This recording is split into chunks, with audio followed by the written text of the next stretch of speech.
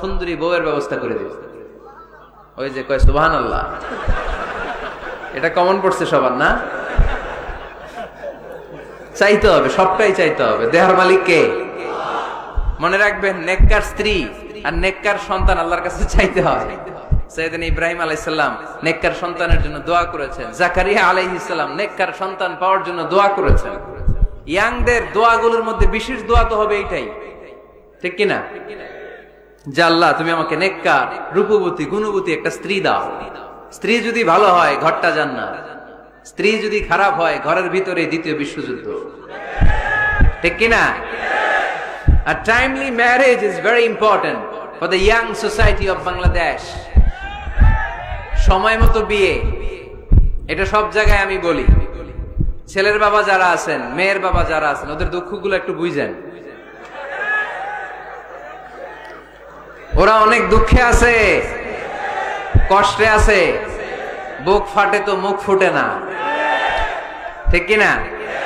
বিয়ের চেয়ে ভালো কাজ হয় না, বিয়ের চেয়ে ভালো কাজ হতে পারে না। এই যে উঠতি বয়সের ছেলে মেয়েরা বর্তমানে ফাস্টেস্ট ওয়ার্ল্ডে যেভাবে ট্রেন্ড চেঞ্জ হচ্ছে, তারা তাদের যৌবনকে নষ্ট করে ফেলছে। তারা এই যে পরকীয়া, এই যে গার্লফ্রেন্ড বয়ফ্রেন্ডের যে কালচার, এগুলো আগে ছিল না, এগুলো দেশের মধ্যে এখন ঢুকছে। ওই যে চিল্লায় উঠতেছে অনেকে, দেখছেন? 100% কমন পড়ে গেছে এদের। তো এই যৌবনের তাড়নায়, এই যে যুবক বয়সে তারা যে পাপগুলো করে, অবৈধ মেলামেশার কারণে, হারাম রিলেশনশিপের কারণে একটা পার্সেন্টেজ গুনাহ বাবা মার কাঁধেও আছে না নাই? এজন্য খবরদার, ওদেরকে যদি সময় মতো বিয়ে না দেন, ওরা যে পাপগুলো করবে এটা শুধু ওদের পাপ নয়, আপনার কাঁধেও এই পাপ বর্তায়, তাই না? এজন্য আগে আগে বিয়ে দেন, অন টাইম, টাইমলি ম্যারেজ। মসজিদে মসজিদে বিয়ে করাবেন। ছেলের বাবা মেয়ের বাবা চলে আসবে, ইজাব হবে, কবুল হবে, খেজুর নিয়ে যাবেন, 1 কেজি, বিয়ে শেষ। সহজ হয়ে গেছে না? 1 কেজি 2 কেজি খেজুর খাওয়াই দিবেন। দিস ইজ দ্য ওয়ালিমা। আল্লাহর হাবিবের যখন বেশি টাকা ছিল তিনি বেশি খাওয়াতেন।